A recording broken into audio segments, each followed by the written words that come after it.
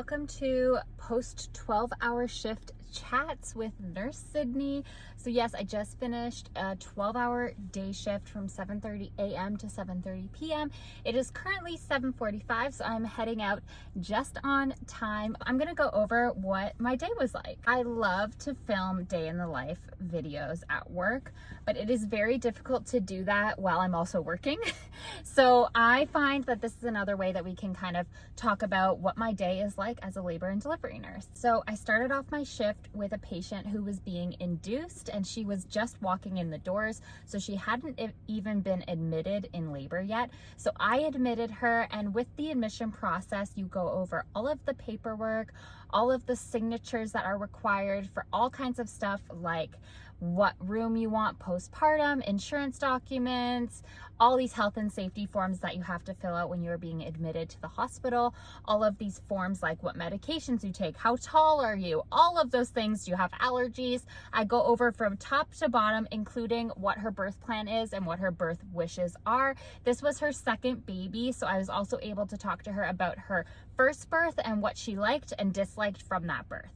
Another part of the admission process is an IV. So I do insert an IV on almost all of my patients because it is really important to have IV access in labor. When a patient is being admitted, we also like to do blood work. So this is a CBC and then a type-in screen. So that means that we have their hemoglobin, platelet, white blood cell count, red blood cell count, all of that on file, as well as their blood type in case of an emergency. I was able to actually get the blood work from the same poke as the IV, and I inserted the IV on her left hand because she was right-handed, and I was able to insert it in a spot that was out of the way, and that was really, really nice. I can't always do that depending on where the veins are, but with her, she had a perfect vein right here, and I got it on the first try, which is always so good. I hate having to poke patients multiple times.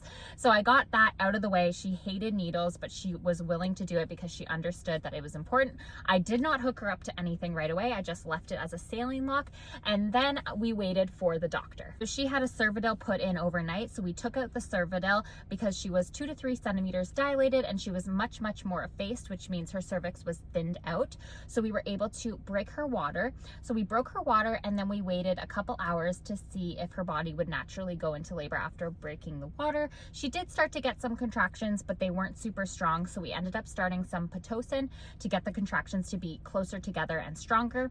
After that, she asked for an epidural, and that was part of her birth plan. So within about 40 minutes, we got her an epidural. So I got her all tucked in, comfy with her epidural, and then after about an hour, she felt like she had to pee. Some people feel this urge, other people don't. Usually it's just the baby putting pressure on your bladder, but because of that, I decided to empty her bladder using an in and out catheter because she was not able to void on her own because of the effects of the epidural. And at that time, I also checked her. She was about 5 centimeters dilated, so I knew we still had a little bit of a ways to go.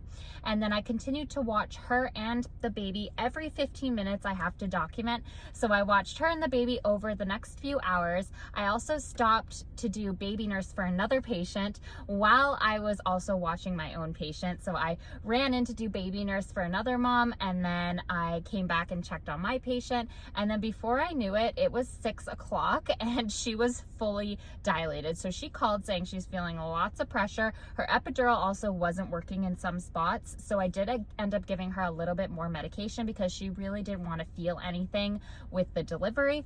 And then we started pushing. We pushed for about 20 minutes and then had a beautiful baby boy. It was a surprise gender, which I always love. I love surprise genders. It is always just so special. And then we did about an hour of skin to skin, and then I did the measurements, the weight, we checked on baby's heart rate, and we did a full head to toe, but baby was doing fantastic. We did lots of breastfeeding. I made sure mama was feeling good. She was quite swollen down there, so I made sure to put an ice pack there and cleaned her up nice and good. And then before I knew it, it was time to give report and head home for the day. So that was my day in the life. I love when I get to start an induction from start to finish. Hers was a little bit longer than usual just because at the beginning of the shift, the obstetrician was in the operating room doing a C-section, so her induction was delayed a little bit just because of that. But it doesn't always happen this way. Sometimes I have to leave a patient when they haven't delivered yet, which is always hard for me, so I love when I get to see it from start to finish.